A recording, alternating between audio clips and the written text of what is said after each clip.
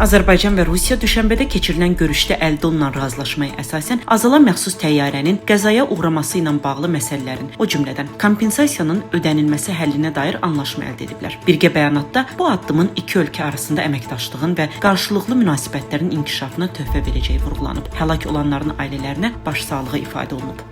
Paşinyan bildirib ki, Ermənistan TRIP layihəsinin həyata keçirilmə mərhələsinə keçir və bu təşəbbüs regional rabitənin bərpası baxımından prioritet hesab olunur. Onun sözlərinə görə ABŞ, Azərbaycan və Ermənistanın bu layihəyə dəstəyi Cənubi Qafqazda uzunmüddətli və sabit sülhün formalaşmasında mühüm rol oynaya bilər. Kahramanmaraş şəhərindəki Ayser Çalık Orta Məktəbində baş verən silahlı hücum nəticəsində 3 şagird və 1 müəllim ölüb, 20 nəfər yaralanıb. Rəsmi məlumata görə hücumu 8-ci sinif şagirdi törədib və hadisədən sonra onun öldüyü bildirilir. Faktla bağlı araşdırma aparılır.